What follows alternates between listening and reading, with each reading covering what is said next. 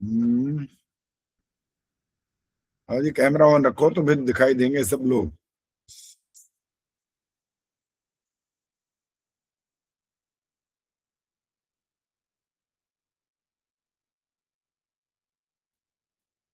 रामधारी जी, दान दिए हुए बहुत दिन हो गए क्या?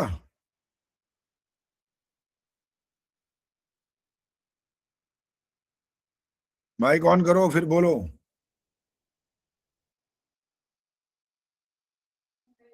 अभी पिछले महीने में करे आचार्य जी। तो हर महीने करना होता है ना? ये ठीक है, कर देंगे। हाँ, देखो दशांश का नियम था। दशांश वाला तो लोगों ने छोड़ ही दिया, उनकी जान निकल गई दशांश सुनते ही। तो उनने कहा भैया शतांश कर दिया करो दान। तो शतांश का मतलब ये थोड़ा था कि एक साल में एक बार करोगे।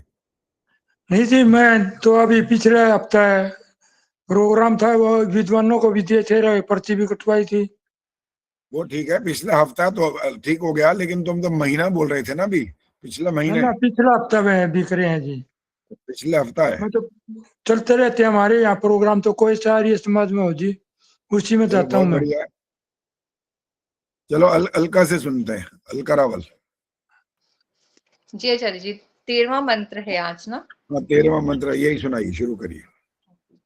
ओम शन्नो अज एक पादेवो अस्तु शन्नो हिर्बुध्यः शं समुद्रः शन्नो अपाम्नपातेरुरस्तु शनः कृष्णिर्भवतु देवगोपाः। दो गलतियां हुई हैं, प्रेमांश जी बताएंगी कौन सी हुई हैं। प्रेमांश जी कह रही है मैं नहीं बताऊंगी। चंदा सचदेवा जी बोलो। आचार्य जी, एक तो देव गोपा विसर्गे बोली है, जबकि यहाँ विसर्गे नहीं है। और ठीक है, एक ये। उससे आचार्य जी पहले मेरे है यहाँ विसर्गे, मेरे वाले में है। अच्छा है तो फिर मैं पा में आ की मात्रा के बाद होंगी, और होंगी तो बाकी माइक ऑन करके। मात्रा है। हाँ जी, गोपाह। अभी पहले अलका रावल को जवाब देने दो, क्या जवाब है? आचार्य जी देव गोपाह, आ की मात्रा के बाद है हाँ, अच्छा विसर्गे। चलो खैर, वो तो वो आपकी गलती नहीं रही इसका मतलब, लेकिन ये विसर्ग हटा दीजिए। चंदा जी दूसरी गलती पता लगी है क्या है? फिर बुद्धन्य, फिर बुद्धन्य। ये थोड़ा अटक गए थे यहाँ पर, वैसे बुधन्या है ये शब्द, बुधन्या तो नहीं है। बुधन्या ही मेरे ख्याल बोला है। अब मिथिलेश बताएंगे अगर ये पकड़ पाई है गलती तो। मेरे उससे तो इन्होंने ठीक ही पढ़ाए जी। अच्छा, तो ध्यान तो इसका मतलब यहाँ था नहीं आपका, कहीं और ही है। गलती लगी मेरे को तो। वो हो गया, वो तो बता दिया, वो इनको माफ कर दिया क्योंकि इनकी पुस्तक और में ऐसा लिखा है। चलो चलो, सुनीता अरोड़ा ने हाथ खड़ा किया। सुनीता जी बोलो, क्या क्या गलती हुई है? आचार्य जी, एक पाद में द जो आधा था वो नहीं बोला गया। एक पाद देवो मतलब सीधा बोला। आपको आपको क्या लगा, द हलंत बोला है कि द हलंत नहीं बोला, ये बताओ। नहीं बोला। तो क्या बोला हमने, एक पाद ऐसा बोला है? नहीं, एक पाद देवो। हाँ तो एक बात देवो तो ठीक है फिर। ठीक। अभी गलती और पकड़ नहीं पाया कोई, इसका मतलब। अच्छा, अलका को तो पता लगी नहीं होनी फिर, क्योंकि ये तो कह रही है वहां तो विसर्ग थी, चलो वो खत्म हुई बात। लेकिन और कौन सी गलती पता लगी है? नहीं आचार्य जी, मैंने तो अपनी ओर से बहुत ध्यान से पढ़ी। पता लग जाएगी। अच्छा, आप बबली बताइए। बबली ने बताया, हाथ खड़ा किया। बबली से पूछते हैं, बबली बताओ। आचार्य जी, ये आज आज बोला, इसमें भी हलंत हो गया जय। ये और ठीक है, ये ये पकड़िए, ये पकड़िए, बस बस बस, और नहीं चाहिए, यही चाहिए। क्योंकि अज नहीं है ये, अज। शन्नो अज एक पाद देव, अज बोलना था, अज नहीं बोलना बस। ठीक है, हलंत के लिए ज अज ऐसा बोलेंगे तो ज हलंत हो गया।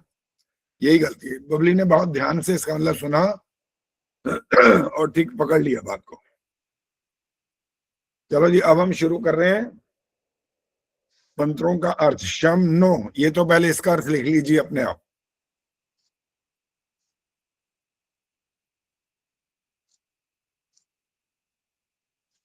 आज मैं पूछूंगा इसका मतलब लिखा क्या है, लिख लो पहले जरा, फिर देखते हैं कि किस इसका ठीक लिख रहे हो या ये भी गलत चल रहा है अब तक। शम नह, नीलिमा जी बोलो, शम का क्या अर्थ लिखा है? वैसे ये तो लिखती भी नहीं है मेरे ख्याल है। मैं लिखती तो नहीं हूँ, पर शम का मतलब है कल्याणकारी। कल्याणकारी, ठीक है। सुख शांति कारक भी है, कल्याणकारी भी है, हाँ जी। सुख देने वाला भी है। कोई बात नहीं, एक कोई बात है, कोई ज्यादा अंतर नहीं है। उसका भावार्थ भी ये निकलता है, कोई दिक्कत नहीं इसमें। और नह माने क्या होता है? है जी। नह का क्या अर्थ है? वो सुनाई नहीं दिया मुझे ठीक से। शन नह है ना, अगला शब्द है नह। नह हाँ का जी, क्या अर्थ है? नहा का मतलब हमारे लिए। ठीक है, चलिए माइक बंद करिए। ये अर्थ सबको स्पष्ट है, और क्योंकि बार बार हर मंत्र में लगभग आ ही रहा है, इसलिए इसमें कोई अब अपने आप बताने की जरूरत नहीं रहेगी। यहां से अपने आप लिख लिया करिए। अगला शब्द है अज। अब अज का अर्थ ये बताएंगी रेणु। रेणु परुथी जी बोलो, अज क्या होता है ये?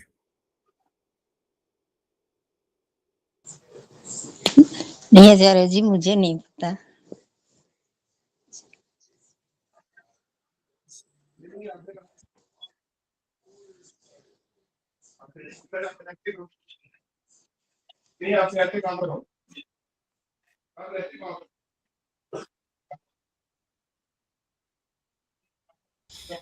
हाँ जी, अज का अर्थ कौन बताने वाला है? एक तो पद्मन जी ने हाथ खड़ा किया है। रवि बाला जी आप बोलो।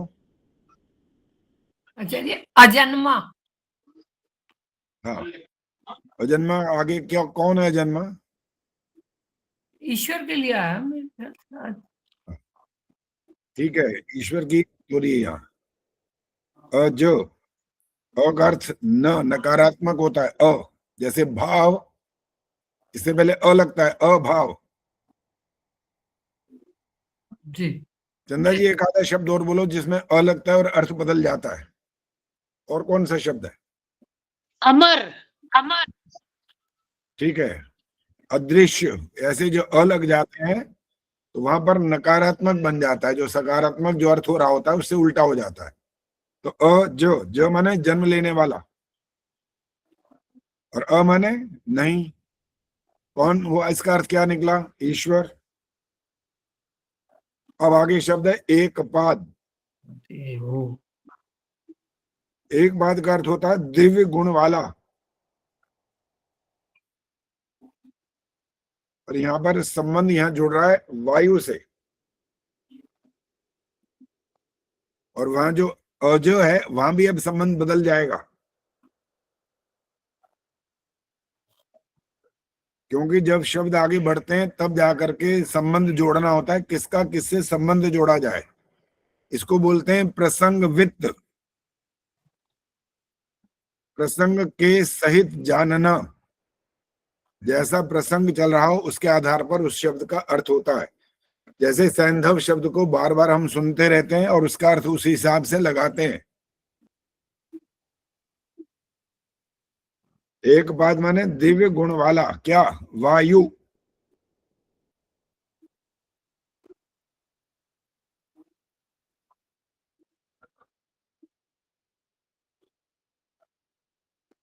आगे शब्द है देवो, ये बन जाएगा देवः। देवा का अर्थ भी बहुत सरल है, बार बार शब्द आता रहता है ये भी। दिव्य गुण संपन्न ईश्वर।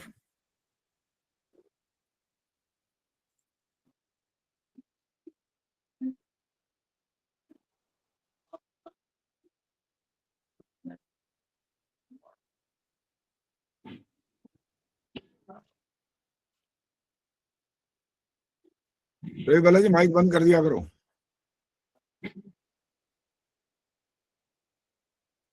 दिव्य गुण संपन्न ईश्वर। आगे है अस्तु, अर्थात होवे।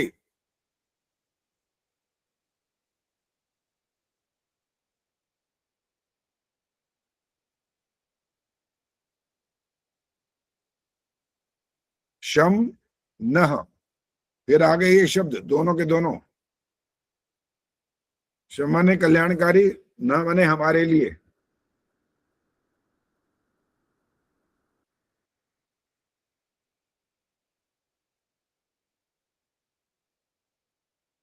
अब जो शन्नो हिर बुधन्य ये जो था, अब संधि विच्छेद कर रहे हैं तो इसके लिए बन गया है अहिह। और अगला शब्द बनेगा बुधन्य। अहिर था ना, र जो था वो विसर्ग आ गई है, र लोप होकर विसर्ग बन गई है अहिह। और आगे है बुधन्य। अहि का अर्थ होता है मेघ, बादल।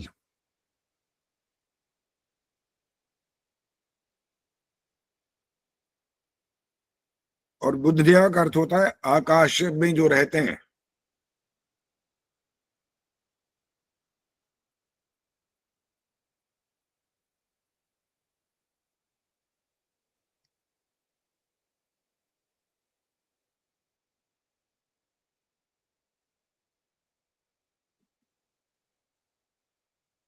बुधन्य का अर्थ लिख लिया होगा आपने, जो आकाश में रहते हैं।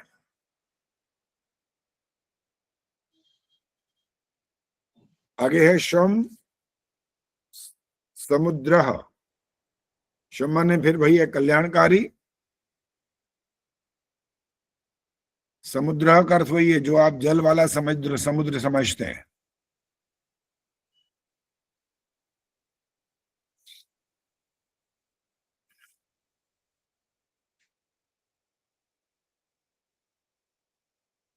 अब सारा जो यहां तक अर्थ है उसके लिए हमने क्या क्या दो तीन चीजों के नाम अलग अलग बोल दिए। एक तो दिव्य गुण वाला वायु बोल दिया, और आकाशस्थ क्या बोला है, मेघ। और तीसरा पदार्थ बोला समुद्र। ये क्या हुए, कल्याणकारी होवे। न माने हमारे लिए हो रहा है, हमारे लिए कल्याणकारी होवे।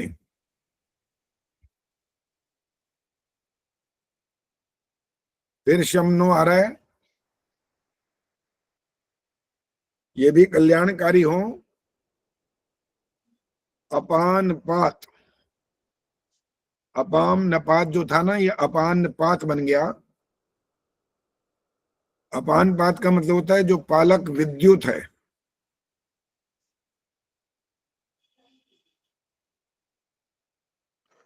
आचार्य जी एक बार फिर से बोल देंगे क्या बन गया ये? अपान पात, तो हलंत है अंत में। अपाम का क्या अपान, अर्थ बोला? अपान पात का अरे सुनो ना, आपने जो बोला मैं सुन लेता हूँ, सुना करो फिर उसके बाद। अपान पात का मतलब है पालक विद्युत।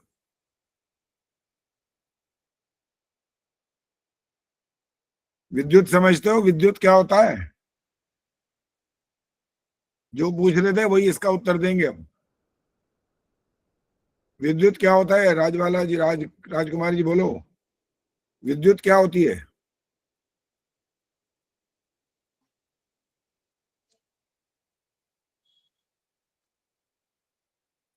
शकुंतला जी बोलो। बिजली, आकाश में उत्पन्न होने वाली बिजली। हाँ, ये जो आपके घरों में आ रही है, ये विद्युत आपकी बनाई हुई है। आप इसको पैदा करते हो, चाहे आप बहुत बड़े बड़े डैम बनाओ उसके माध्यम से करो, या पवन चक्कियां जैसे होते हैं बड़े बड़े वो घूमते हैं उसके माध्यम से हो, या कोई और माध्यम बना लो अपना लो, ये विद्युत आपके द्वारा बनाई गई है।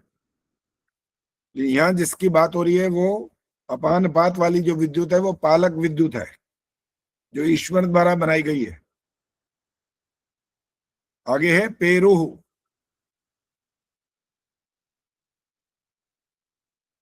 पेरू रस्तु जो है ना, ये पेरुह अलग हो गया और अस्तु अलग हो गया। पेरू माने होता है प्राणियों का वर्षा द्वारा।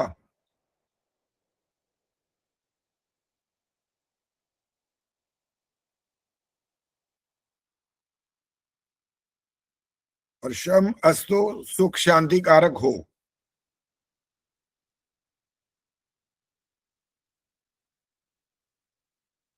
ये जो पालक विद्युत है प्राणियों का वर्षा के द्वारा कैसा करे हमारे लिए, इन सब प्राणियों के लिए सुख कारक शांति कारक हो गए।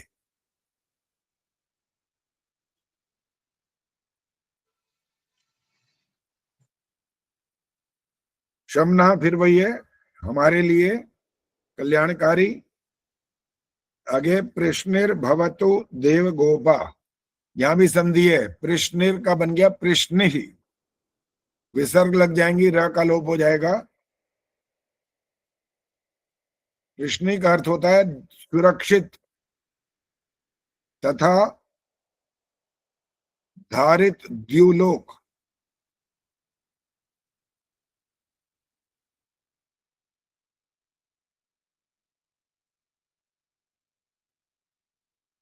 आचार्य जी इस पे एक बार फिर बोल दीजिए। सुरक्षित एवं धारित द्युलोक।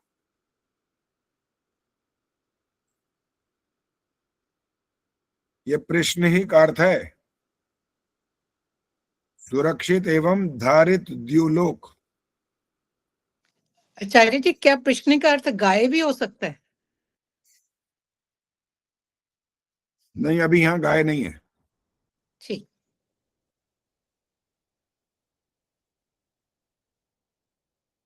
जो सुरक्षित एवं धारित द्युलोक की जो बात हम यहाँ कर रहे हैं, कौन धारण करता है इसको, द्युलोक को? सुरक्षित और द्युलोक को धारण करने वाला है कौन? अंजू बताएंगे। अंजू। आचार्य जी परमात्मा ही है। अच्छा, जब और कुछ न सूझे तो परमात्मा, तो उत्तर तैयार ही होता है हमारा। द्यू, पृथ्वी, अंतरिक्ष, तीनों लोकों को वो तो धारण करता है। तो यहाँ हमने किसकी बात की है अभी? धारित द्युलोक की बात की है। द्युलोक को धारण किया है जिसने, सुरक्षित भी है। उसे सूर्य भी कह सकते हैं। हाँ, बस सूर्य ही कह सकते हैं यहाँ पर।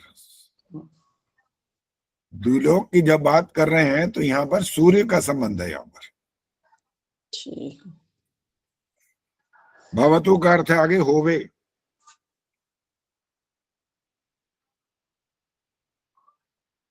अब अगला शब्द जो है ये बड़ा मजेदार है,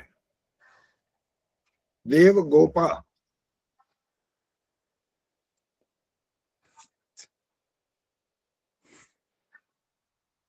प्रेम जी पढ़ता है, इसका मतलब क्या होता है देव गोपा?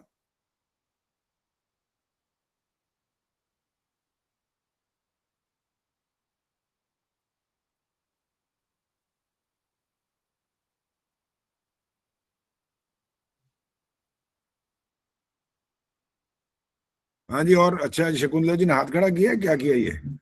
हाँ बोलो। देव माने यहाँ विद्वानों से होगा, विद्वानों से सुरक्षित या विद्वानों से पालक कह सकते हैं। नहीं, यहाँ उनका संबंध नहीं है। जब द्युलोक की बात आ रही है ना, और आकाशस्थ वो जो आ रहे हैं, और वायु की बात हो रही है, तो यहाँ पर विद्वानों का भी संबंध नहीं है। यहाँ पर देव गोपा। हाँ जी, रवि वाला जी बोलो। देवता जिसके रक्षक हों, रक्षक हैं। कोई बात नहीं, चंदा जी बोलो। वे शक्तियों से रक्षित। हाँ जी, प्रेम जी बोलो। अब इस सूर्य की किरणों से तात्पर्य है। देव गोपा का अर्थ बोल रहे हो? हाँ जी। नहीं है, ये अर्थ नहीं है। हाँ जी, अंजू बोलो। दिव्य गुणों का रक्षक। हाँ, गीता बोलो। देवों के देव परमात्मा। देवों का देव जब बोलते हैं तो यहाँ पर एक जो दुनिया वाले इस शब्द को बोलते हैं, वो बोलते हैं देवों का देव कौन है? महादेव। और फिर वहां उसकी और व्याख्या भी करते हैं, वो जिसकी 3 आंखें हैं। और यही का यही अर्थ हम ईश्वर पर भी लागू कर सकते हैं। देवों का देव महादेव कौन? ईश्वर। और उसकी भी 3 आंखें हैं। अब उसकी 3 आंखें कौन सी हैं, ये अब आपको बताना है। हाथ खड़ा करो, अब देखें कौन बताना चाहता है। ईश्वर की भी 3 आंखें हैं, वो कौन बताए? हाँ जी, क्या नाम है? प्रवीण जी बोलो। सूर्य, मेघ और समुद्र। अच्छा, इससे आपने आंखों का संबंध जोड़ा है।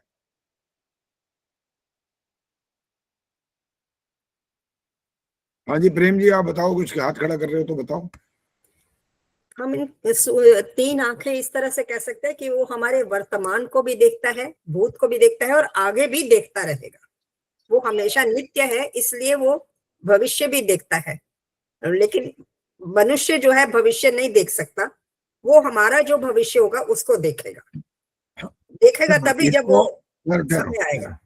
इस भविष्य को और स्पष्ट करो अभी, क्योंकि केवल इतना शब्द बोलने से स्पष्टीकरण नहीं हुआ अभी। जो आने वाला समय है, ईश्वर तो हर समय विद्यमान है, तो आने वाला समय भी वो देख सकता है जब वो समय आएगा।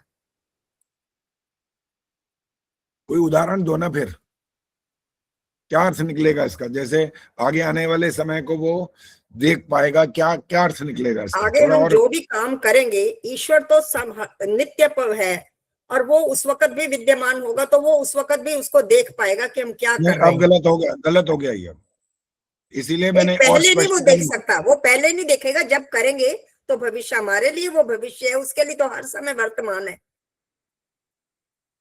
अब ठीक है, और इसको सत्यार प्रकाश के उस वाक्य से बिल्कुल शब्दशः वो शब्द बोलने चाहिए जिससे ये अर्थ स्पष्ट हो जाए।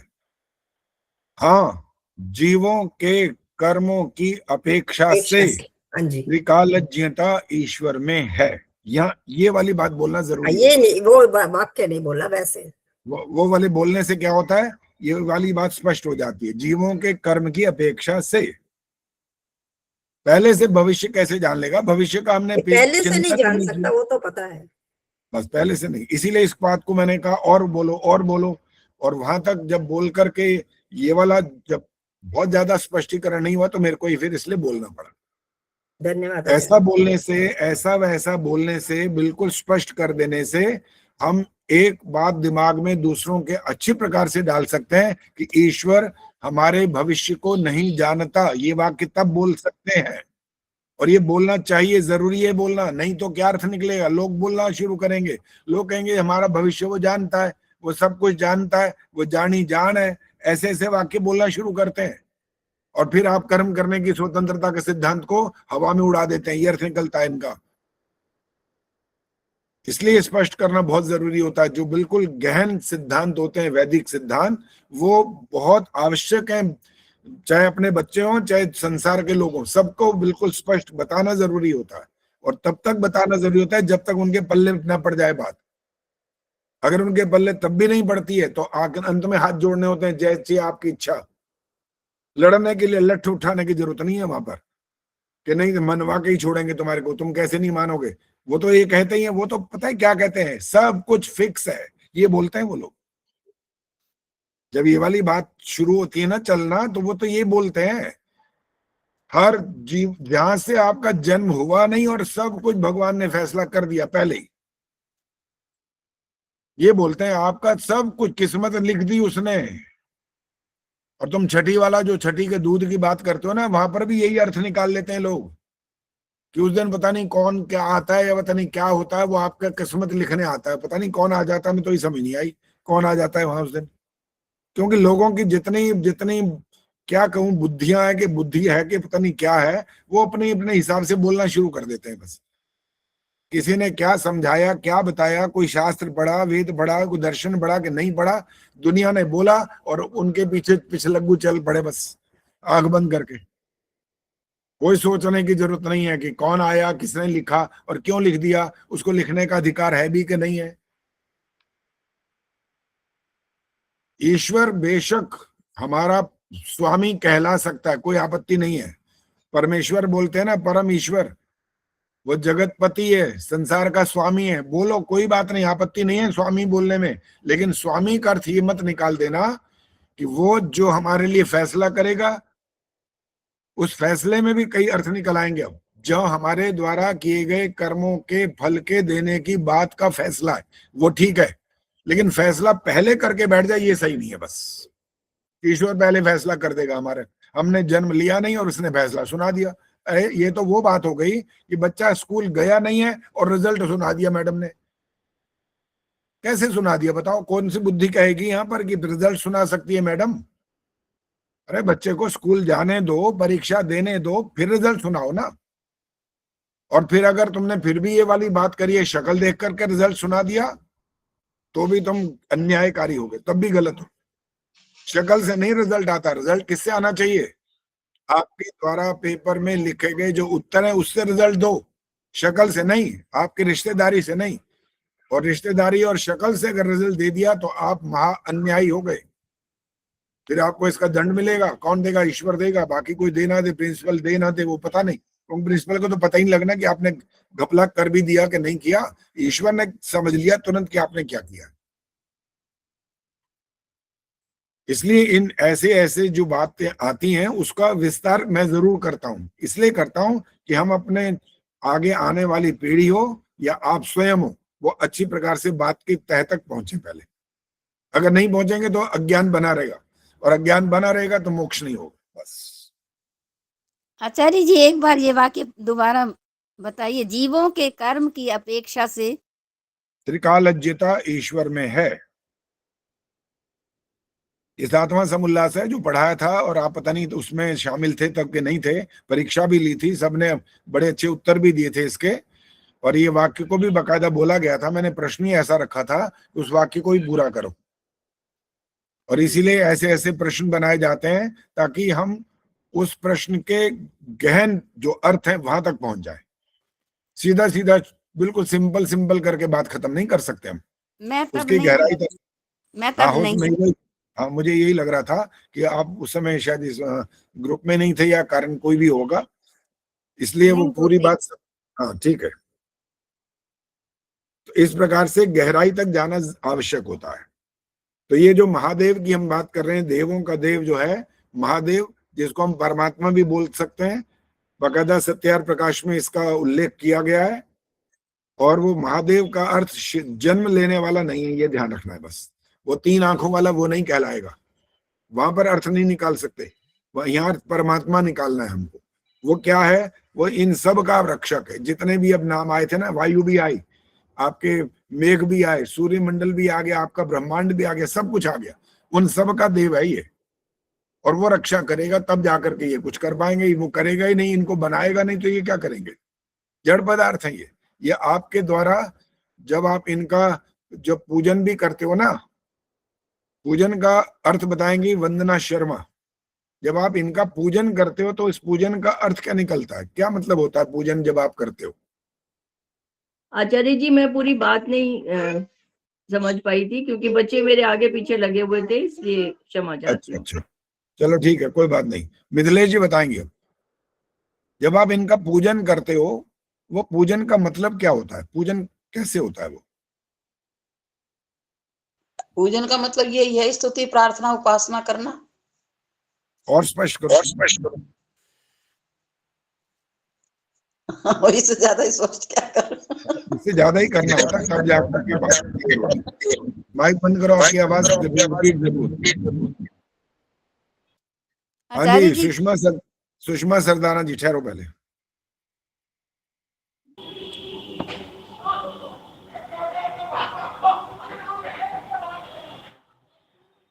आचार्य जी मेरे को शब्द समझ नहीं आ रहे, कैसे समझाऊं? कोई बात नहीं, ठीक है, माइक बंद कर दो फौरन। गार्गी गुप्ता बताएंगे। आचार्य जी ईश्वर के समीप बैठकर ईश्वर का ध्यान लगाना करना, ये ऐसे। मेरा प्रश्न आप और कहीं ले गए हो, अब आपने और नहीं बोलना। ठीक है। हाँ जी, जिंदा जी आपने हाथ खड़ा किए, बोलो। जो जैसा है उसके गुणों को स्मरण करना, जैसे ईश्वर जैसा है हम उसके गुणों को वैसा ही स्मरण करें, स्तुति कहलाएगी। अभी भी आप जो प्रश्न है उससे दूर है। हाँ जी, प्रेमहंस जी बोलो। पूजन का अर्थ है जो हम गुणों को देखते हैं उसका सम्मान सत्कार की भावना से उसको देखना। सत्कार कैसे करेंगे? जो कार्य करने में हमें पता है कि ये कार्य करने में ये लाभ होगा, तो उसके लिए हमारे मन में जो सम्मान और सत्कार आता है, उस भावना से उस कार्य को करना, वो पूजन है। भावना के साथ सत्कार ठीक है, और भावना सम्मान के की साथ भावना। तो ठीक है, बहुत अच्छी बात है, भावना वाली बात ठीक कही आपने, भावना के साथ तो करना ही पड़ेगा वो। अगर हम अनमने मन से करेंगे तो आपको उसका फल ही नहीं मिलना, वो तो आपका व्यर्थ ही चला जाएगा। करना तो सम्मान, श्रद्धा जिसको बोलते हैं ना आप, हाँ जी। सत्य में धारणा, वैसा करना ही पड़ेगा। लेकिन मैं इन जो इनके नाम आए ना, सूर्य की बात की है, मेघ की बात आई है, वायु की बात, मैं इनकी बात पूछ रहा हूँ, इनका पूजन आप कैसे करेंगे वो बचना। अब आपने नहीं बोलना हाँ, अभी। अब मैं बताती हूँ नहीं, अभी नहीं, आपने नहीं बोलना। ठीक है। जिसलिए जो शब्द बोला था मैंने उसको ध्यान में रख करके बोलना है। ईश्वर की बात भी अभी आप में से किसी ने की है, मैं ईश्वर की बात नहीं कर रहा था अभी यहाँ। हाँ जी, अलका जी बोलो। अच्छा जी, मुझे तो ये लगता है कि उनसे हमें लाभ लेना। उनका पूजन का अर्थ है उनसे लाभ लेना, ये कहा आपने जी। रोशनी बताएंगे, चलो रोशनी से सुनते हैं। आचार्य जी नमस्ते। नमस्ते। आचार्य जी, जैसे यज्ञ आदि से इनकी मतलब पूजा होती है, जड़ देवता खाते हैं इसे, और पूजा जैसे चोर होता है, जैसे तो चोर की पिटाई करना, पत्थर होता है जैसे सिलबट्टा, उसे चटनी पीसना, उसकी ऐसी पूजा।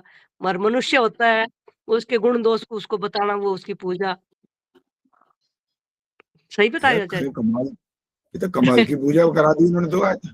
चोर की वो पिटाई करो, वो पूजा होगी उसकी, और क्या। हाँ जी।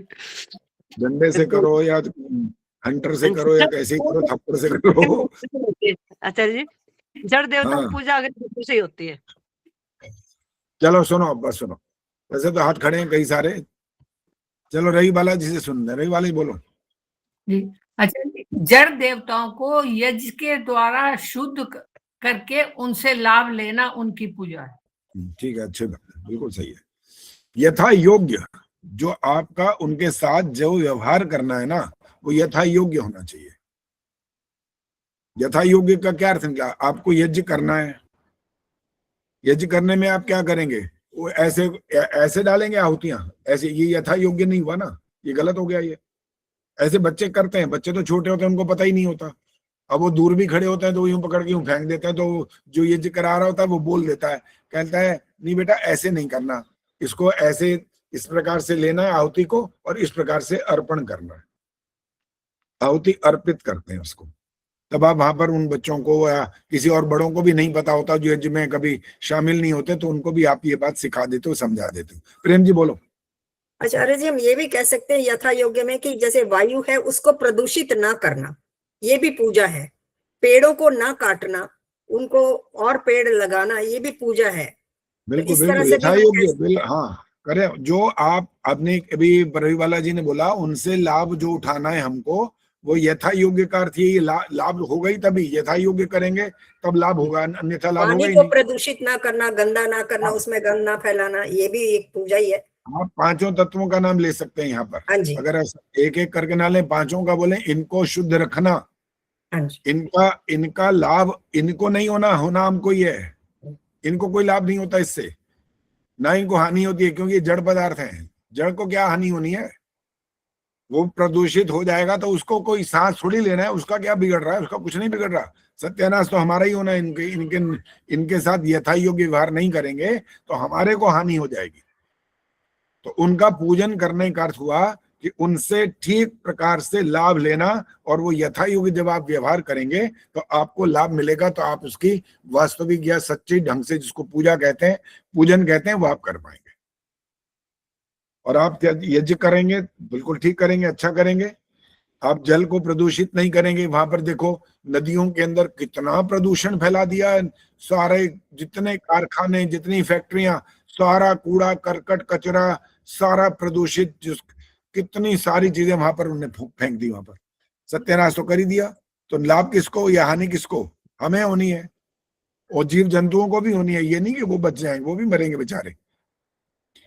300 कुओं में आग लगी थी कुवैत के, बहुत पुरानी बात है ये। और फिर जब वो आग लगी, वो फैला, कहाँ गया वो पानी? समुद्र में गया। वो कुआं तेल जल करके वहां पहुंचा, और इतने जीव मरे कि बस समझ लो, जहां जहां तक वो गया वो सबका जीवन समाप्त हो गया। ये यथा योग्य व्यवहार नहीं था, चाहे हमारी अज्ञानता से हो चाहे हम जानबूझकर करें, परिणाम तो आएगा ही आएगा। आप चलते चलते आपको एक ठोकर लगी, आप गिर गए और हमारे दांत टूट गए, तो आप अज्ञानता से गिरे तो भी दांत टूट गए, जानबूझ करके आपने अपने आप को गिरा दिया तो भी दांत टूट गए, नुकसान तो होना ही है।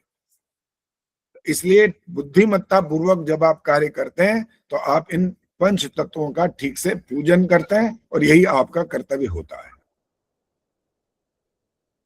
चलिए, अब ये वाला मंत्र 13वां मंत्र समाप्त हो गया। और ये यजुर्वेद के मंत्र जो थे, ये आपको पिछली बार बात बताई थी, देव गोपा जब शब्द आता है तब हमारे चाहे स्वस्ति वाचन के मंत्रों या शांतिकरण के देव गोपा आने पर यजुर्वेद के मंत्र समाप्त हो जाते हैं। और उसके बाद कौन से मंत्र शुरू हैं? आचार्य जी ऋग्वेद के आचार्य जी। हाँ सॉरी, हाँ ऋग्वेद के, अब यजुर्वेद के शुरू होंगे, ऋग्वेद के समाप्त होते हैं। आचार्य जी, चलिए, देव अगली- गोपा का अर्थ लिखेंगे क्या हम? देवों का देव परमात्मा।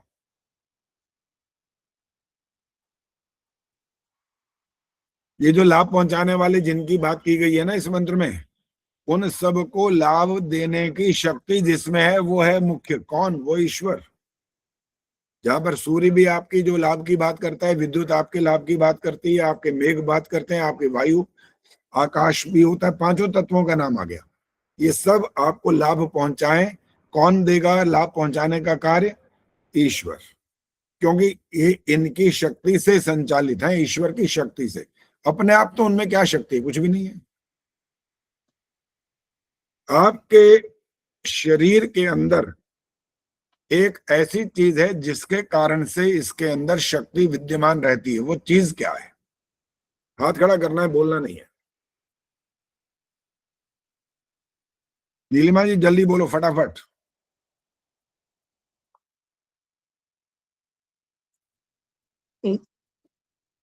एक बार क्वेश्चन रिपीट कर दीजिए। अब नहीं करेंगे, नो। इंदिरा आहूजा जी बोलो। आत्मा आचार्य जी। यस, बिल्कुल। चेतन शक्ति में है भाई, चेतन के अंदर शक्ति है। और जड़ पदार्थों में जब शक्ति आती है तो उसका कारण चेतन होता है। अच्छा, हवाई जहाज चलता है, इतना उड़ता है, हम भी वहां से आए, कितना 2.5-3 घंटे में सफर हो गया क्लियर। शक्ति है उसमें? नहीं है। पद्मा जी ने तो सिर हिला दिया कि नहीं है शक्ति उसमें। आचार्य जी, वो भी चेतन शक्ति से ही तो चलता है, पायलट चलाता है तभी तो वो चलता है। अब तो जवाब, ये वाला जवाब दो ना कि उसमें शक्ति है किसके कारण से, जो वो नाम जोड़ दो आगे। मनुष्य उड़ा रहा है ना उसको, वो ईश्वर थोड़ी उड़ाता है हवाई जहाज को। लेकिन ये जो वायु का, ये जो पदार्थ हैं आपके ये जिनको आप ग्रह भी कहते हैं, ग्रह उपग्रह आदि, हमारी जो पृथ्वी है, जल, आकाश आदि पांचों तत्व भी हैं, ये सब में जो शक्ति है वो आप नहीं पैदा करते उसके अंदर। आप चेतन तत्व हैं, आपके चेतनता की शक्ति ये यहाँ पर है, आपके शरीर में है। एक बात, हाँ बोलो। जैसे हमने कहा ना कि मनुष्य ने उसको उड़ाया, मनुष्य में शक्ति है, लेकिन वो यंत्र भी तो ऐसा बनाया गया ना कि वो उड़ सके। मनुष्य हर चीज को तो नहीं उड़ा सकता ना। देखो, अगर मैं चाहूँ, हमें कब आपत्ति है कि यंत्र इन मनुष्य ने नहीं बनाया? हमें कोई ये कहा कि मनुष्य नहीं बना सकता या मनुष्य ने नहीं बनाया, ईश्वर ने बनाया, ऐसा तो नहीं। मेरा मतलब ये था कहना कि यंत्र भी तो बनाया तभी वो उड़ रहा है ना। मनुष्य ने यंत्र बनाया। देखो, जो भी जिसका कार्य है, अब कार तो नहीं उड़ रही ना।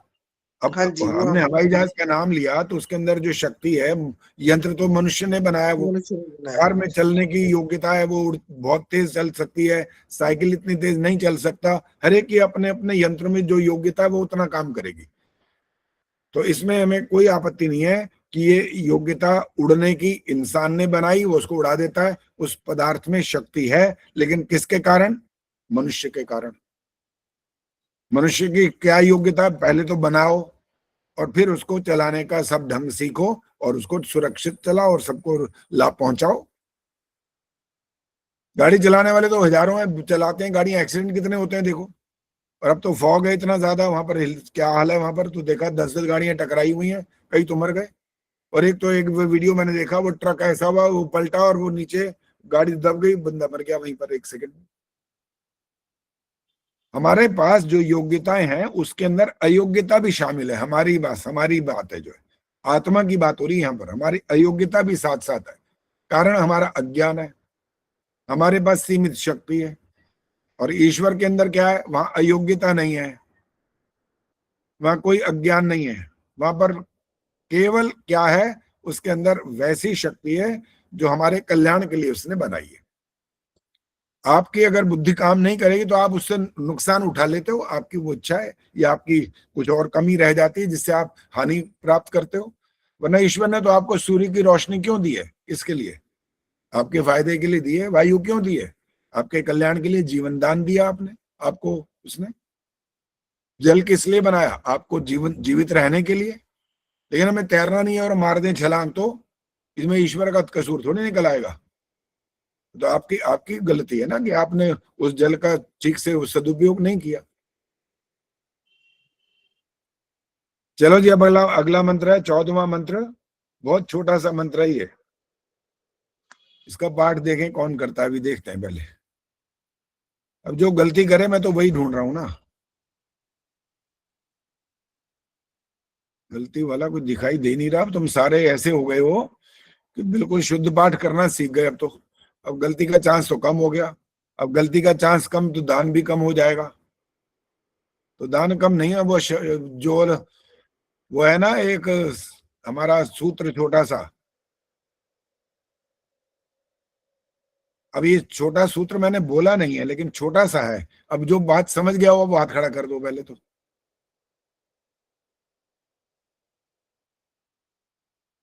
अच्छा, उर्मिल शर्मा ने हाथ खड़ा कर दिया भाई। इधर रामधारी जी से भी पूछूंगा जरूर, चलो पूछूंगा जरूर, चलो।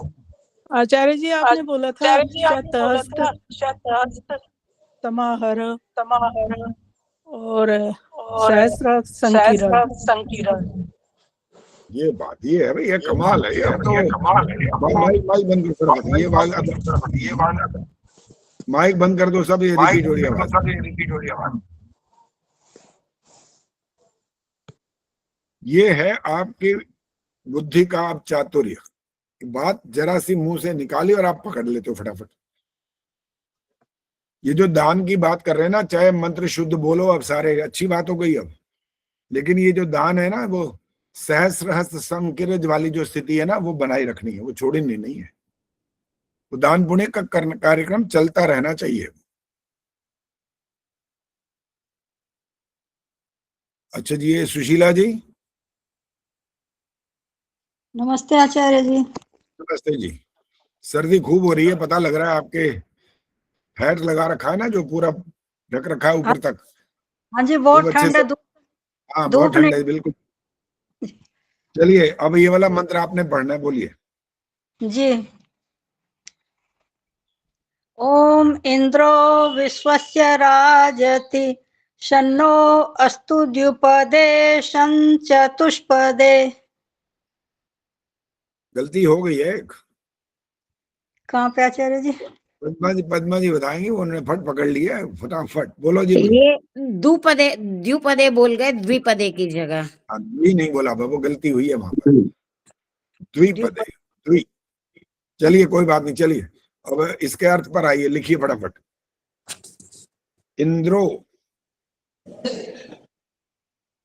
माइक बंद रख लीजिए फौरन सब। इंद्र का अर्थ है ऐश्वर्यशाली ईश्वर।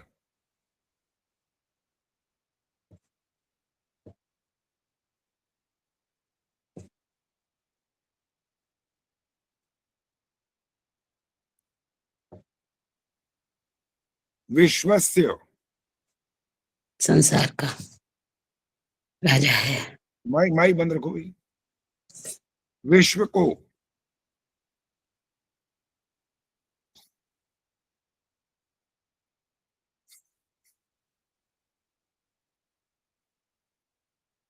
राजति का अर्थ होता है प्रकाशित करता है।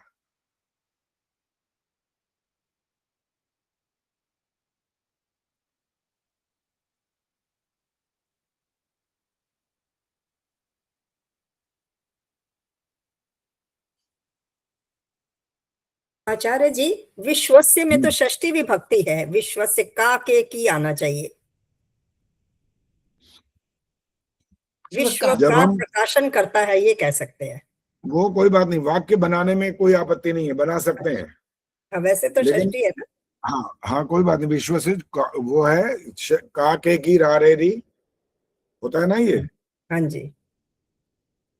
लेकिन जब हम उसका भाव बना करके बोलते हैं तो बोल सकते हैं विश्व को, ठीक, विश्व का प्रकाशित करने वाला है, कोई आपत्ति नहीं। विश्व को प्रकाशित करता है तो भी ठीक है।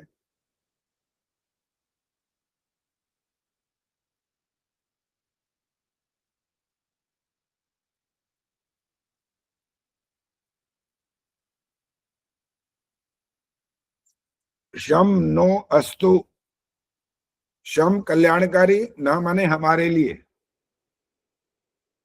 अस्तु माने होवे। अस्तु भी बहुत बार आ चुका, अस्तु भवतु, जैसे शब्द आ रहे हैं बार बार। कल्याणकारी हमारे लिए होवे।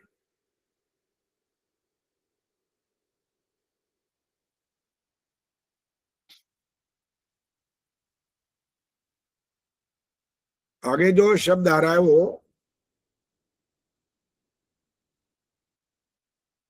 द्विपदे और शम आ रहा है फिर चतुष्पदे। हाँ जी प्रेम जी बोलो, क्या कहना चाहते हो? द्विपदे यानी 2 पैर वाले और चतुष्पदे 4 पैरों वाले। बिल्कुल ठीक है। हमारे मनुष्य मात्र के लिए भी आ गया ये, और जो पशु जगत है 4 पैर वाले, उनके लिए भी बात आ गई।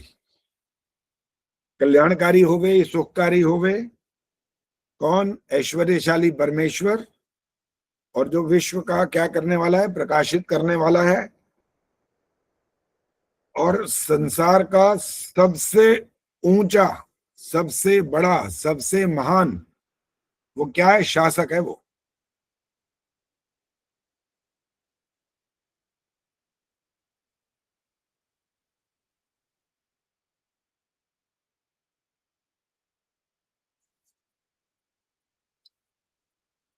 अब मैंने जो सबसे महान शासक जो बोला, यहां पर ईश्वर की बात की है, ये सबसे महान शासक बोलने में कोई एक बात छिपी हुई है। और संसार के लोग भी होते हैं जिनको आप शासक बोलते हो, राजा बोलते हैं आप उनको, सम्राट बोलते हैं,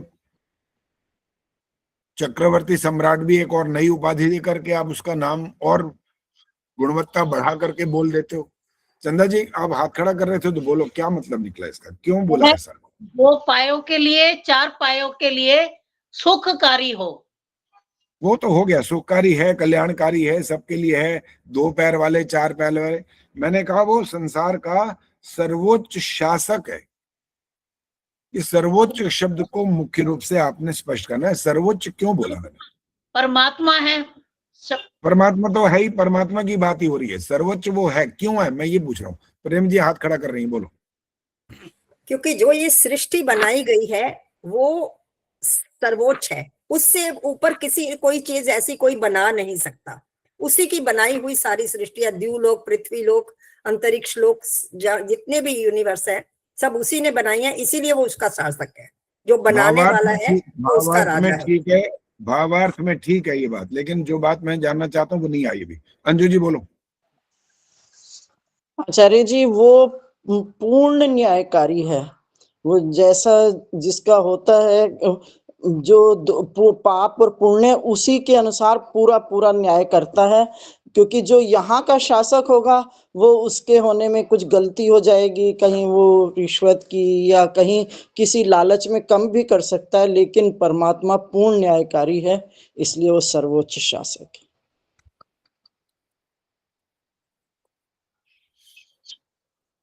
यही था इसका मुख्य भाव। सर्वोच्च इसीलिए है कि बाकी तो गलतियां करेंगे भाई, वो तो राग के कारण, द्वेष के कारण, तेरा मेरा करने के कारण कोई कुछ भी कर सकते हैं। वो जो शासक हैं, संसार के शासक। और ये जो सर्वोच्च शासक जिसको बोला गया ना, वो नहीं करता, कभी नहीं कर सकता। उसके लिए सब एक जैसा, सब बराबर है। उसमें ये भी कह सकते हैं कि वो सर्वज्ञ है, वो सब कुछ जानता है। बाकियों को पूरा ज्ञान ही नहीं होता, शासकों को कहीं ना कहीं कमी रह जाती है। व्याख्याओं में आप बढ़ा दो, जितना मर्जी बढ़ाओ, हाँ जी, लेकिन वही सारे संबंध गुण ले लेंगे। संबंध जुड़ा रहना चाहिए, बस संबंध विच्छेद ना हो जाए, संबंध वही बना रहे कि हम उसकी योग्यता की जो पराकाष्ठा तक जाना चाहते हैं तो चले जाओ, कोई बात नहीं है, कर सकते हैं वो वाला, वो काम कर सकते हैं, कोई आपत्ति नहीं है। लेकिन वो ऐसे स्थान पर न चली जाए बात कि कोई अर्थ का फिर दूसरा अर्थ निकाल के बैठ जाए और फिर हमारे से शास्त्रार्थ शुरू कर दे कि आपने तो अभी ये बोला। एक वाक्य भी, एक शब्द भी मुंह से ऐसा न निकल जाए कि वो शरीरधारी से जुड़ जाए आकर के बात, वो नहीं जुड़नी चाहिए। बस वो जुड़ी नहीं तो हमारा सिद्धांत समाप्त हुआ नहीं। बस चलिए अगला मंत्र। हाँ बोलो। आचार्य जी, इसका अर्थ फिर क्या लिखेंगे? द्विपदेशम चतुष्पदे का इसको वैसे कैसे लिखेंगे? 2 पैर वाले द्विपदे माने और 4 पैर वाले पशु पक्षी जो हैं, इन सब के लिए क्या हो, वो क्या करे, वो कल्याणकारी होवे। बस ठीक। वो तो मैंने एक विशेष बात कही थी, वो विश्व का सर्वोच्च शासक है, जो विश्व को प्रकाशित करता है ना, उससे रिलेट किया था इस बात को। शासक इसलिए बोला गया था यहाँ पर सर्वोच्च, क्योंकि वो किसी के साथ भी भेदभाव कभी नहीं करता, लेश मात्र भी गलती नहीं करता, इसमें इतना सा भी रत्ती भर भी दोष नहीं आता। कारण कैसा है वो अभी प्रेम जी ने वो शब्द का इस्तेमाल किया है अभी। कैसा है वो? सर्वज्ञ, ये है वो। इसलिए बाकी तो जितने भी ये शासक बैठे हैं वो कहेंगे ठीक है, फैसला तो हमें ही सुनाना है, आओ इधर का वकील आएगा, उधर का वकील आएगा, वो अपनी बातें कहेगा, ये अपनी बातें कहेगा, वो सुनता रहेगा और अंत में फैसला सुना देगा। गलत भी सुना सकता है, बहुत संभावना है गलत सुनाने की, क्योंकि वो सर्वज्ञ नहीं ना, उसके सामने तो घटना घटी नहीं है। और यही होता है संसार में, तो यही होता रहता है। रोज देखो कितने अन्याय होते रहते हैं। जो सत्यवादी बेचारा वो हार जाता है और जो झूठा है वो जीत जाता है। ईश्वर के सामने ये सब नहीं चलता, क्योंकि वो क्या करता है, वो स्वयं क्या है? दृष्टा है, दृष्टा, स्वयं देखता है सबको। कहां पर, कहां देखता है? तीनों क्या बोलो आगे, क्या शब्द आना चाहिए? चंदा जी बोलो आगे क्या शब्द आना चाहिए? तीनों लोकों में। हाँ, तीनों लोकों में। लोक के नाम बताओ, नाम। हाँ बोलो, माइक ऑन करो। अंतरिक्ष लोक, द्युलोक और पृथ्वी लोक। हाँ, इसका क्रम ठीक करा करो।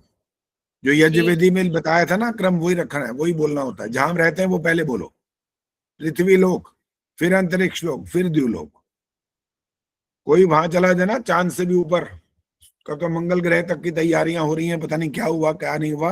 कभी कभी समाचार आते रहते हैं कि वहां तक की तैयारी हो रही है, वहां जा रहे हैं, सूर्य तक को भी नाप लेंगे, कहाँ पर क्या है उसके अंदर, ये सब।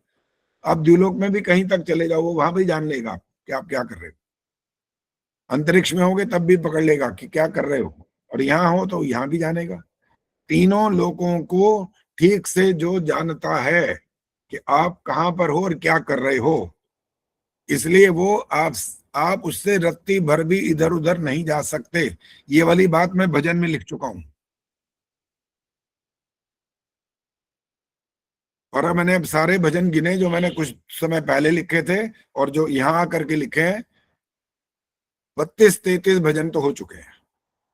50 का मेरा संकल्प है कि 50 तो मेरे को करना ही करना है। 50 भजन उस पुस्तिका में दूंगा जरूर, और बाकी देखेंगे कि क्या क्या मंत्र और उनके अर्थ बताने हैं, क्या करना है। चलो जी, अब 15वां अंतिम मंत्र है। नहीं अंतिम नहीं, ये तो अगला शुरू हो चुका ना, शन्नो वाता, ये वाला मंत्र। चलो जी, उर्मिल शर्मा जी बोलो। उर्मिल शर्मा जी को कह दिया। ओम शन्नो वातः पवतां शन्नस्तपतु सूर्यः शन्नः कनिकृदद्देवः पर्जन्यो अभिवर्षतु। बोला ठीक है, लेकिन एक जगह पर और ठीक करवाता हूं आपको। जब ये बोला ना शनि क्रदद ये क्रदत देवा जो है ना, द के बाद जो डबल द आ रहा है ना, उससे पहले एक प्रकार का एक बल लगाना होता है पहले वाले अक्षर पर। क्या है ये?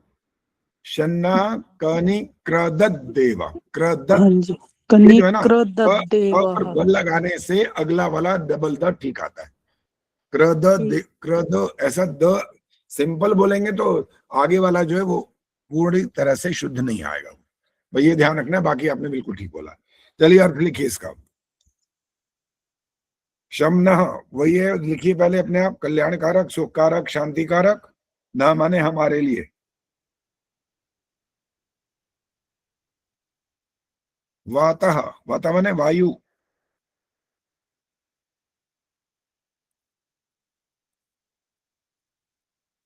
पवताम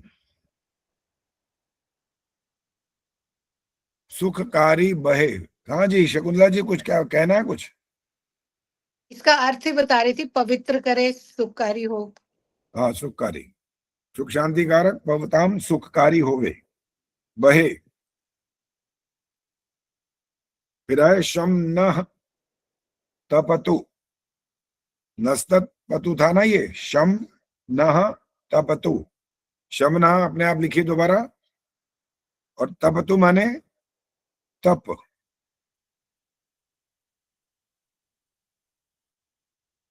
तप का भी अर्थ समझना है यहाँ पर। क्या? प्रकाशित हो।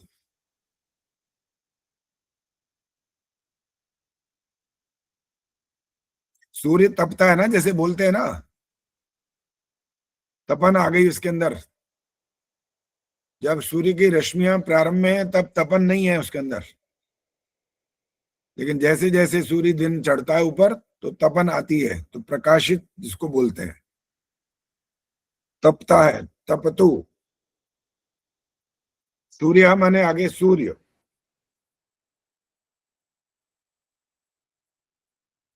आगे फिर आ रहा है शम न, हमारे लिए कल्याणकारी हो। अगला शब्द है कनी क्रदत।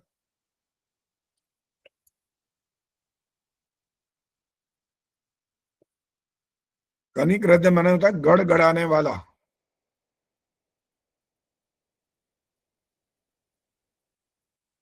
कनिक्रदद, गड़गड़ाने वाला। वंदना जी, क्या होता है गड़गड़ाने वाला? गरजने वाला। हाँ, क्या होता है वो? जो एकदम अचानक में ही गड़गड़ाहट पैदा करे, अचानक ही कुछ बादल घटित बादल हो सकता है आचार्य जी। अभी बीच में बोलना नहीं होता ना, जिसका नाम बोला गया है वो बोलेंगी ना। वंदना जी बोलो, पूरा बोलो।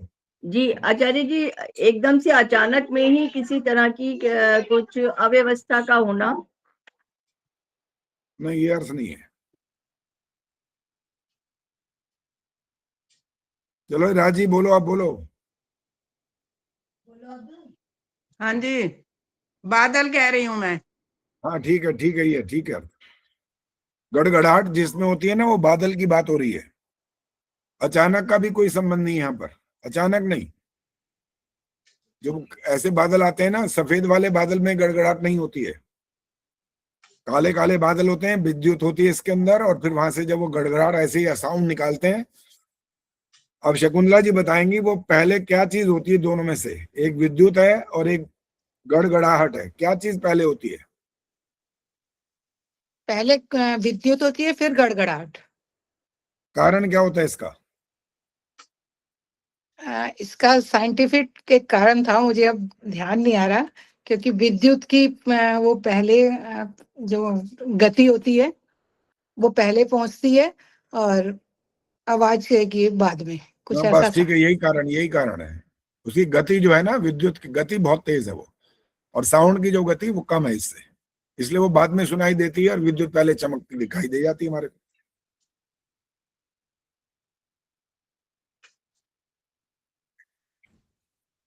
कनिक्रदत, गड़गड़ाता। क्या चीज है वो गड़गड़ाने वाली? बादल। आगे क्या है? देवः दिव्य शक्ति संपन्न,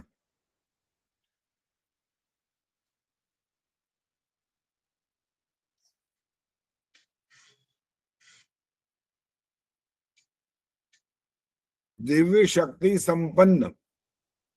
और आगे वो आ गया पर्जन्य शब्द आ गया, जिसको मेघ बोलते हैं, बादल बोलते हैं।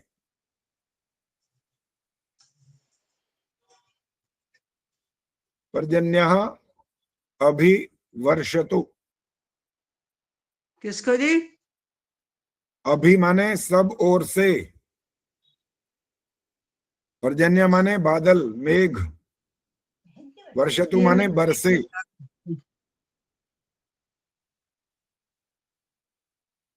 वो गड़गड़ाते हुए बादल सब ओर से हमारे लिए क्या करें? बरसें। दिव्य शक्ति जिनके अंदर विद्यमान है। वर्षा नहीं तो आपकी खेती भी नहीं,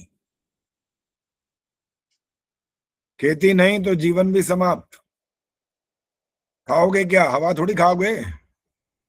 भोजन करना है ना। भोजन में वनस्पतियां, औषधियां, फल, ये जो ड्राई फ्रूट जिसको आप बोलते हो, पहले तो फल ही होते हैं ना, बाद में ड्राई फ्रूट बनते हैं।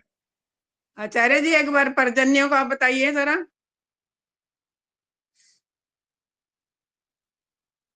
पर्जन्य माने बादल, मेघ, बादल। अच्छा, अभी वर्ष तो जो बरसते हैं। अभिमर्षतु माने सब ओर से, अभी माने सब ओर से, वर्षतु माने बरसे।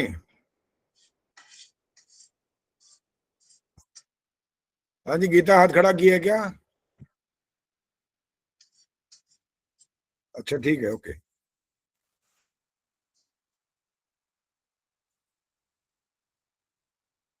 हाँ जी, पद्मा जी बोलो।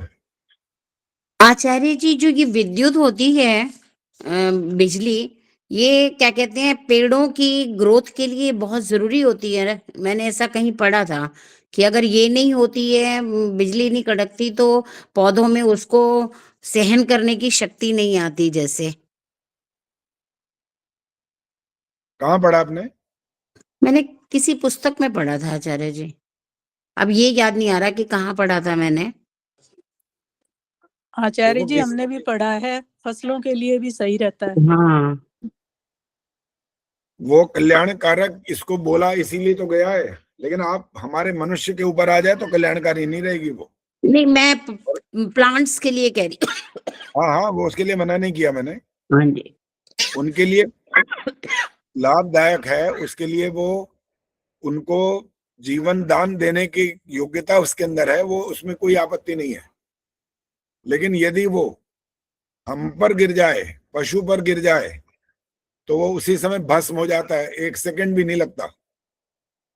इतनी शक्ति उसके अंदर है, ऊर्जा है इसके अंदर।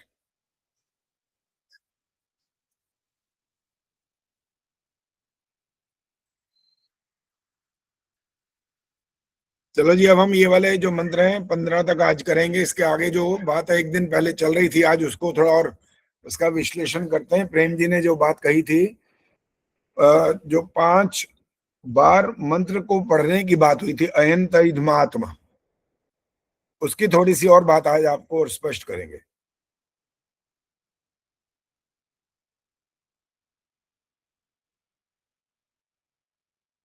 इन मंत्रों में, इस मंत्र में कह सकते हैं, चलो एक बार इस मंत्र का पाठ करेंगे पहले। प्रेम जी आप ही पाठ करो इसका।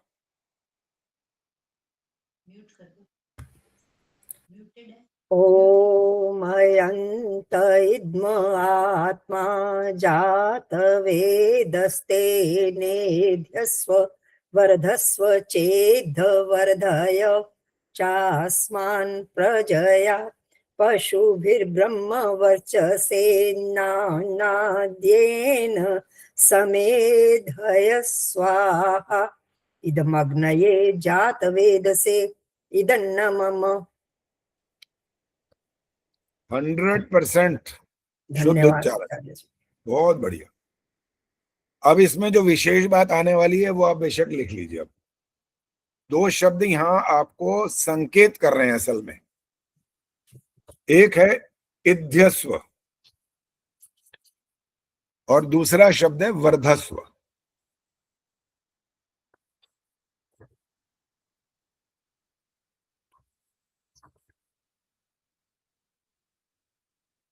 अब मैं आपसे प्रश्न छोटे छोटे करूंगा और इसका उत्तर देने के लिए हाथ खड़े करना है आपने।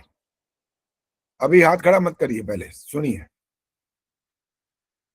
सबसे पहले जो आपने चीज अपनी कही है यहां पर 5 चीजों में से,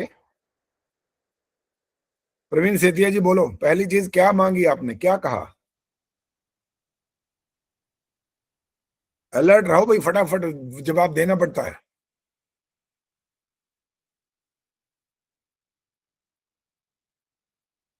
इतनी देर तक तो आपने माइक ही नहीं ऑन किया, बताओ कैसे चलेगा? गायत्री गुप्ता जी बोलो, माइक ऑन करो पहले। उत्तम संतान आचार्य जी। बस इतना छोटा सा प्रश्न था, छोटा सा उत्तर। अब राज चावला जी अभी हाथ नीचे रखो। जब प्रश्न का उत्तर ठीक आ गया तो फिर आगे उसको पूछने की आवश्यकता नहीं रहती है। आपने पूछना है क्या राज चावला जी, कुछ पूछना है? माइक ऑन करके बताओ क्या कह रहे हो। हाँ जी, उसी का अर्थ बता रही थी, पहला क्या मांगा है। वो बात खत्म, हाथ नीचे कर लिया करो ना। मैं तो जब कह रहा हूँ वो तो हो गया। मैंने यही कहा था, जब उत्तर आ गया तो फिर हाथ तुरंत नीचे करो ना।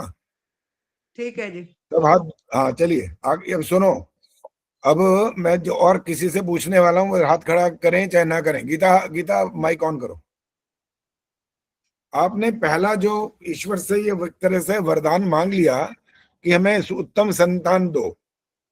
अब यहाँ पर आप जो मैंने इध्यस्व और वर्धस्व की बात की थी अभी, अब इध्यस्व और वर्धस्व का अर्थ पता है क्या होता है? नहीं माइक, हाँ आता है, बोलो। नहीं आता। शकुंतला जी बोलो। वर्धस्व का तो है बढ़ना, बढ़ता है।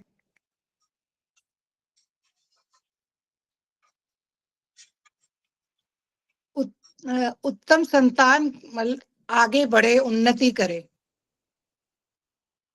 माइक ऑफ करो। सुषमा सरदाना जी बोलो। मेरे को दोनों पहले दो शब्द बोलो। मेरे को आचार्य जी इधस का मतलब नहीं समझ में आया। अच्छा ठीक है, फिर प्रेम हंस जी ने हाथ खड़ा किया, बोलो। सिर्फ इनका एक एक शब्द का अर्थ बताना है, कुछ नहीं। इध्यस्व का अर्थ होता है चमकाइए और वर्धस्व का होता है बढ़ाइए। पास हो गया, वेरी गुड, यही है इसका। अब जब पहला जो आप भगवान से वरदान मांग रहे हो यहाँ पर, प्रजया चासमान प्रजया, अब आप प्रेम जी नहीं बोलेंगे, अब और किसी से पूछते हैं। अब यहाँ पर इध्यस्व का संबंध जोड़ना चाहिए या वर्धस्व का जोड़ना चाहिए, ये हाथ खड़ा करना है अभी। बोलना नहीं है, माइक सब ऑफ रखो अभी, हाथ खड़ा करो, नहीं तो मैं फिर अब नाम लेकर के मैं बोलूंगा फिर। हाँ इंदिरा आहूजा जी बोलिए। बढ़ाना आएगा आचार्य जी, यहाँ पे बढ़ाना। अच्छा, बढ़ाना क्यों आएगा ये भी बताओ फिर। मतलब वो बड़े होंगे तभी तो वो कुछ कर पाएंगे ना। अग्नि प्रदीप्त होगी तभी, जैसे अग्नि भी बढ़ेगी तो वो फैलेगी, ऐसे हमारी प्रजा भी बड़ी होगी तो वो कुछ कर पाएगी ना, क्योंकि एकदम छोटा बच्चा तो कुछ कर नहीं सकता ना। अच्छा, ये अर्थ निकाला आपने। हाँ गायत्री गुप्ता जी बोलो। वो उत्तम गुणों से, ज्ञान से आगे बढ़े संतान हमारी। हाँ सुषमा सरदाना जी हाथ खड़ा है, बोलो।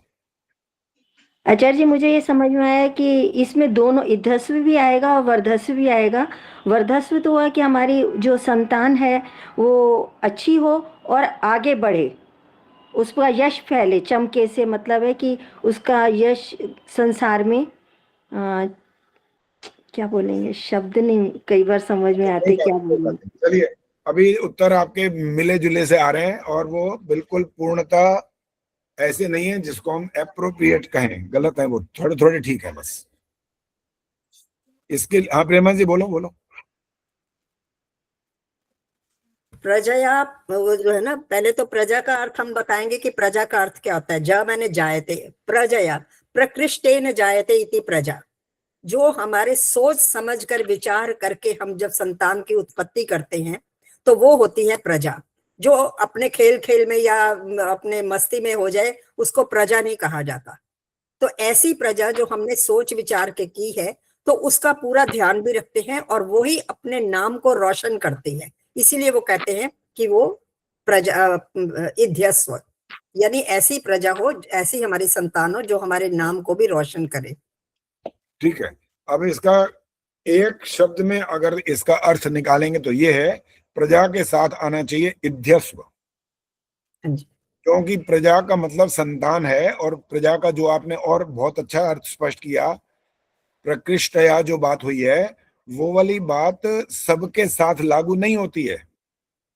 पैदा तो हो जाते हैं बच्चे, सबके हो जाते हैं, शराबी कबाबियों के भी बच्चे पैदा हो जाते हैं। इसलिए हम यहाँ पर जो ईश्वर से जो यहाँ पर याचना की बात करेंगे ना, वो इध्यस्व की करेंगे, वर्धस्व की नहीं करेंगे। ऐसी संतान मिले जो हमें चमकाए। श्रेष्ठ गुण कर्म स्वभाव वाली संतान होगी, प्रजा होगी वास्तव में, तो वो चमकाने वाली होगी। प्रजा से हमें चमकाए, ये वाला इसका अर्थ यहाँ पर सिद्ध होता है। अब अगला शब्द है पशु भी। अब यहाँ पर क्या इसमें जोड़ना पड़ेगा? रेणु परूथी जी बोलो, दो शब्द बोले थे, क्या आना चाहिए? पशु भी वर्धस्व। वर्धस्व आएगा, बिल्कुल ठीक है। हालांकि आप कॉन्फिडेंस से नहीं बोले हो। माइक बंद करो, देखो आवाज रिपीट होती है। कभी कभी हम ऐसे ही वो उड़ करके उत्तर दे देते हैं ना, होता तो ठीक है लेकिन घबराहट सी रहती है कि पता नहीं ठीक होगा कि नहीं होगा। ऐसा वाला उत्तर था आपका। यहाँ वर्धस्व आना चाहिए, हमारे पशुओं से बढ़ाओ। उनसे चमकने की कोई बात नहीं है, उनका काम है वो आपको सेवाएं देंगे अपनी। वो आपके पास होंगे तो आपके पास ये सब बढ़ जाएगा, आपका बल बढ़ेगा, उससे दूध पियोगे आप, आपका व्यापार कार्य बढ़ेगा। इन पशुओं से हमको बढ़ाइए। पहला इध्यस्व था प्रजा के लिए, वर्धस्व आया पशुओं के लिए। अब तीसरा शब्द है क्या? ब्रह्म वर्चसेन। ब्रह्म वर्चसेन से क्या अर्थ निकालेंगे? अब क्या जोड़ेंगे यहाँ पर? नहीं, जो दो बता चुके ना, गायत्री और प्रेम जी, आप नहीं बताओगे, गीता बताएंगे क्या आना चाहिए? ब्रह्म सात्वेज प्राप्त हो, ब्रह्म के समान तेज प्राप्त। पहले ठहरो ना, सुनो, पहले ही वो शब्द बोलो, क्या आना चाहिए? वर्धस्व या इध्यस्व, क्या आना चाहिए? वर्धस्व। गलत उत्तर है ये ब्रह्म वर्चस जो है ना, इसके अर्थ भी बहुत सारे हैं। इनसे चमकना है हमको, बढ़ाने की बात नहीं है। बढ़ाने में तो फिर आएगा वो बुद्धि की बात करोगे, बुद्धि बढ़ाओ, और बुद्धि ऐसी बढ़ जाएगी, वो छल कपट करने वाले भी बुद्धि में बहुत तेज होते हैं। वो तो चमकाना है, बुद्धि को चमकाना है। यहाँ पर चमकाने का एक बड़ा अर्थ है, बहुत छोटा सा अर्थ नहीं है वो, जिससे पॉजिटिव अर्थ निकलेगा, नेगेटिव नहीं आएगा वहां पर। ब्रह्म तेज, ब्रह्म वर्चसेन जो है ना, ब्रह्म तेज, ईश्वर, ज्ञान, वेद, वीर्य, शक्ति, बल, ये सब अर्थ हैं इसके सारे। ये प्रार्थना आप कर रहे हैं यहाँ पर, इससे चमकाइए हमें।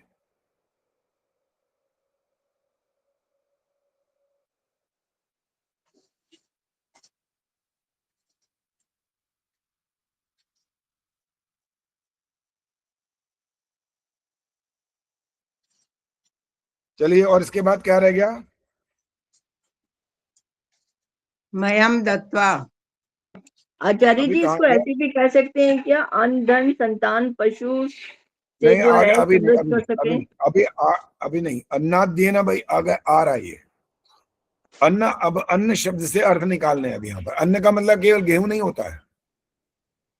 अन्न का अर्थ चावल भी होता है, जौ भी होता है, ज्वार भी होता है, मक्का भी होता है, बाजरा भी होता है, ये सब अन्न है ये। और इससे क्या करिए? ये सब क्या करें? ये बढ़ेंगे तो आपको भोजन प्राप्त होगा ना। चमकने के लिए विद्या चाहिए, विद्या, ज्ञान, बुद्धि, विवेक, और ये सब भोजन जो आपको प्राप्त होगा, इसके बाद आपकी सद्बुद्धि आपको प्राप्त हो जाएगी।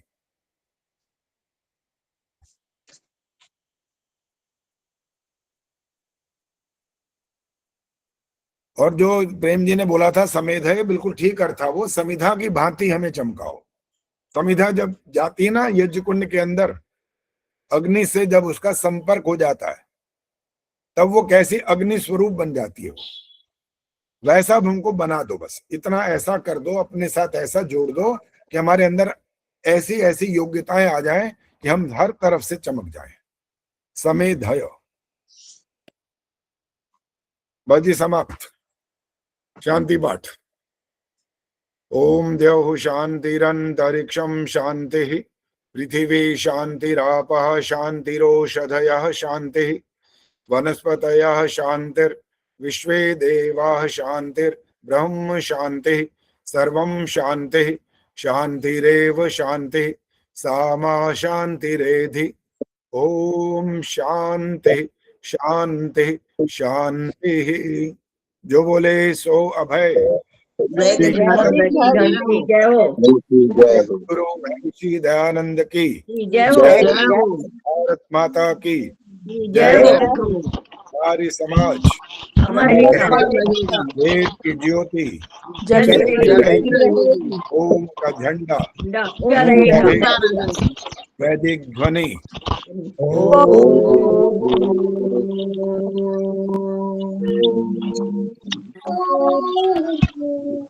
वैदिक अभिवादन सभी को साथ नमस्ते आचार्य जी। धन्यवाद। ये जो आपको आज आंग्ल नववर्ष की शुभकामनाएं दी हैं, सभी को नमस्ते। तारीख लिखने में तो हम यही लिखते हैं ना, किसी तारीख को लिखते नहीं है। ये मेरा नववर्ष कहलाता है और उसके हिसाब से, अरे बाबा बात तो सुन लो, अपने ही बोलने शुरू कर दिया तो कहाँ तक समझ में आएगी बात।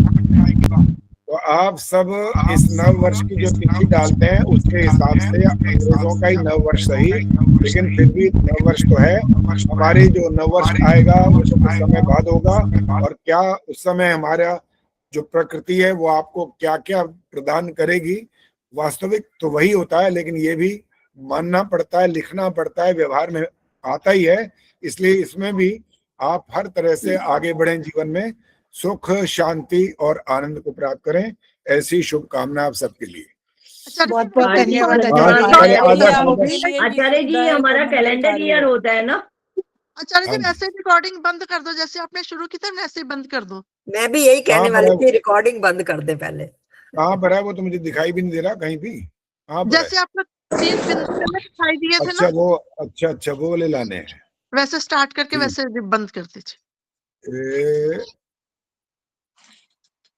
कास्ट दिस मीटिंग ये कहा गया, मैनेज रिकॉर्डिंग। अच्छा वहीं पे बंद करना, स्टॉप रिकॉर्डिंग, ये हो गया जी।